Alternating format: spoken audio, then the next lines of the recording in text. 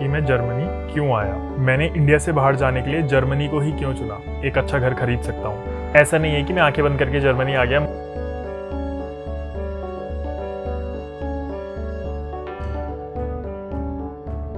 Hello दोस्तों, day 5 of 30 day YouTube challenge में आपका स्वागत है। आज मैं बात करने वाला हूँ कि मैं जर्मनी क्यों आया।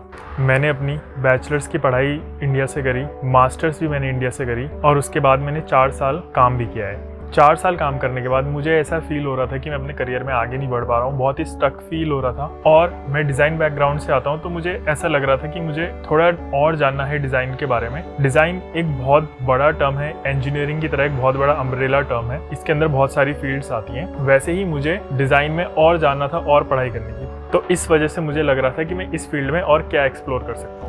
उसके बाद आप सभी लोग जानते हो कि इंडिया में रहना कितना मुश्किल हो चुका है। वहाँ का पॉलिटिकल एनवायरनमेंट, वहाँ का नॉर्मल एनवायरनमेंट, क्लाइमेट चेंज की वजह से इतनी सारी प्रॉब्लम्स आ रही हैं। पॉल्यूशन बहुत बड़ा इशू है, करप्शन बहुत बड़ा इशू है, डे टू डे लाइफ में बहुत सारे और भी इश्यूज हैं। जैसे कि आप देख लो, एक बेहतर ट्रांसपोर्टेशन सिस्टम, एक बेहतर health care system, education system. आए दिन आप खबरें सुनते हो कि फूड एडल्ट्रेशन के केसेस आ रहे हैं, कोई सेफ्टी रेगुलेशन नहीं फॉलो कर रहा है। डे टू डे आपको कोई भी चीज़ करनी पड़ती है, कोई गवर्नमेंट का काम कराना पड़ता है, कोई श्योरिटी नहीं है। आपको 10 चक्कर लगाने पड़ेंगे तभी भी श्योर नहीं है कि आपका कोई काम हो जाए। फिर अगर आप ओवरऑल देखो तो सिविक सेंस, लोगों का व्यवहार, वो सब चीज़ें भी बहुत सारे रीजंस ऐसे मिलके बनाते हैं कि इंडिया एक बहुत ही फेवरेबल कंट्री नहीं रहा है रहने के लिए। अगर आप बैचलर हो, आप सिंगल हो, आपको किसी सोसाइटी में घर नहीं मिल सकता। क्यों? क्योंकि आप एक सिंगल लड़के हो। अरे भाई, सिंगल लड़कों की क्या गलती है? तो वैसे लोग जो ये सब ऑब्जेक्शंस क्रिएट करते हैं, ये सब न्यूसेंस क्रिएट करते हैं, तो इससे काफ़ी प्रॉब्लम होती है डे टू डे लाइफ जीने में। मुझे बाइक चलाना, कार चलाना बहुत पसंद है, लेकिन क्या इंडिया की रोड सेफ है? नहीं है, बिल्कुल भी सेफ।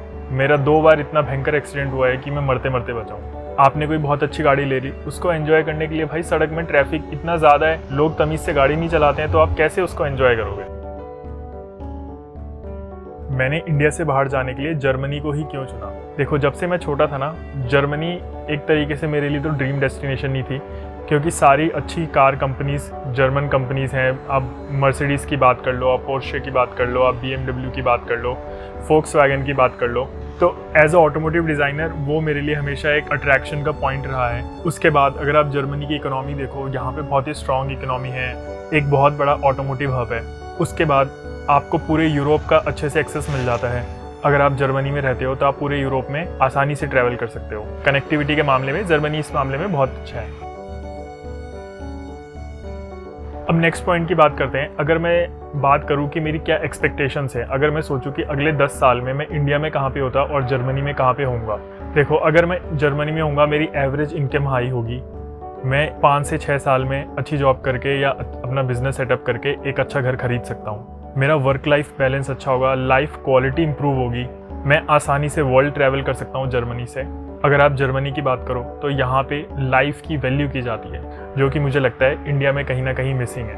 लाइफस्टाइल के मामले में जर्मनी आपको बेहतर चीज़ें प्रोवाइड करता है, बेहतर सिक्योरिटी प्रोवाइड करता है। अगर आपकी जॉब चले जाती है तो भी आपको गवर्नमेंट सपोर्ट करती है, उसी के साथ आपकी हेल्प करती है आपको अपस्किल कराने में, आपको दूसरी जॉब दिलवाने में। एक बहुत बड़ा, अगर मैं रोड ब्लॉक की बात करूं, इसमें आता है जर्मन लैंग्वेज का। तो आपको एक पहाड़ पार करना पड़ेगा, जो है जर्मन लैंग्वेज। अगर आपको जर्मनी आना है तो आपको लैंग्वेज सीखनी ही पड़ेगी, जो कि मेरी जर्नी चल रही है और मैं सीख रहा हूं और मुझे मज़ा भी आ रहा है लैंग्वेज सीखने में। अब मैं बात करता हूँ वो एक स्पेसिफिक मोमेंट की जहाँ मुझे लगा चलो बाहर चलते हैं कुछ नया एक्सपीरियंस करने के लिए। सबसे पहले तो मैं ये देखना चाहता था कि इंडिया और आउटसाइड इंडिया में वर्किंग कल्चर कैसा है, वहाँ पे लोग कैसे काम करते हैं। फिर मैंने एजुकेशन के बारे में सोचा, क्योंकि जैसे मैंने डिज़ाइन के बारे में बात किया कि मैं और पढ़ाई करना चाहता था। मैंने प्रोडक्ट डिज़ाइन एंड इंजीनियरिंग की पढ़ाई करी थी Indian institute of science Bangalore से। 4 साल कंपनी में काम करने के बाद मुझे रियलाइज़ हुआ कि डिज़ाइन प्रोडक्ट से भी आगे है। एक सिस्टम लेवल पे भी आप डिज़ाइन को समझ सकते हो। और उस क्यूरियोसिटी की वजह से मैंने बाहर एजुकेशन का स्कोप भी देखना शुरू किया कि मैं कहाँ पे पढ़ाई करने के लिए जा सकता हूँ, कौन कौन से कोर्सेज अवेलेबल हैं। और मैं स्टडी भी एक्सपीरियंस करना चाहता था कि इंडिया और जर्मनी में एजुकेशन का क्या डिफरेंस है। ऐसा नहीं है कि मैं आंखें बंद करके जर्मनी आ गया। मुझे यूके में, इटली में, डेनमार्क में भी कई यूनिवर्सिटीज़ में एडमिशन मिल गया था।